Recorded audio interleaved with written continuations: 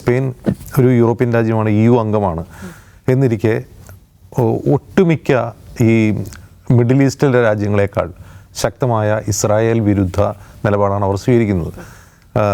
നെതന്യാഹുവിനെ ഏറ്റവും കൂടുതൽ വിമർശിക്കുന്ന ഒരു രാജ്യമേതാണെന്ന് ചോദിച്ചാൽ അത് സ്പെയിനാണ്. അവിടുത്തെ പ്രധാനമന്ത്രി പെഡ്രോ സാഞ്ചസ് ആണ് എന്ന് നമുക്ക് കാണാൻ കഴിയും. അതിരൂക്ഷമായൊരു സ്റ്റാൻഡ് ഇസ്രായേൽ ഗസയിൽ നടന്നൊരു ജനസൈഡാണെന്നും നെതന്യാഹു നടത്തുന്ന വംശഹത്യയാണെന്നും തുടർച്ചയായി അദ്ദേഹം പറഞ്ഞുകൊണ്ടിരിക്കുകയാണ്.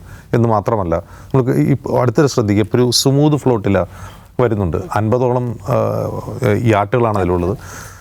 അപ്പോൾ അതിനെതിരെ ഡ്രോൺ ആക്രമണം ഉണ്ടായി. കഴിഞ്ഞ ദിവസം മാധ്യമപ്രവർത്തക യുവൺ റിഡ്ലി അവരതിലുണ്ട്. അവരൊരു വീഡിയോ ഷെയർ ചെയ്തിരുന്നു ട്വിറ്ററിൽ. അതായത് ഇവരുടെ യാട്ടുകളെ ഡ്രോണുകൾ ഉപയോഗിച്ച് ആക്രമിക്കുന്നു, അവരുടെ കമ്മ്യൂണിക്കേഷൻ സംവിധാനം മുഴുവൻ തകരാറിലാവുന്നു. അത് പറഞ്ഞുകൊണ്ടാണ് അവർ ആ വീഡിയോ ചെയ്തത്.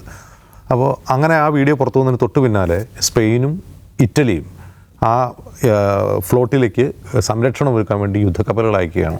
അപ്പോൾ അവയുടെ സംരക്ഷണത്തിലാണ് ഇപ്പോൾ ആ ഫ്ലോട്ടിൽ യാത്ര ചെയ്തുകൊണ്ടിരിക്കുന്നത് ഓർക്കുക. അത് ഇസ്രായേലിന് ഇനി അതിനെ ആക്രമിക്കാൻ കഴിയില്ല എന്നുള്ളതാണ് അതിൻ്റെ പ്രധാനപ്പെട്ട കാര്യം. പക്ഷേ ആ യുദ്ധക്കപ്പലുകൾക്ക് ഒരിക്കലും ഇസ്രായേലിൻ്റെ ഇൻ്റർനാഷണൽ വാട്ടറിലേക്ക് സമുദ്രാതിർത്തിയിലേക്ക് കയറാൻ കഴിയില്ല എന്നുള്ളത് മറ്റൊരു കാര്യം. പക്ഷെ അതുവരെ അവരതിനെ അനുഗമിക്കുമെന്ന് ഉറപ്പായി കഴിഞ്ഞിട്ടുണ്ട്.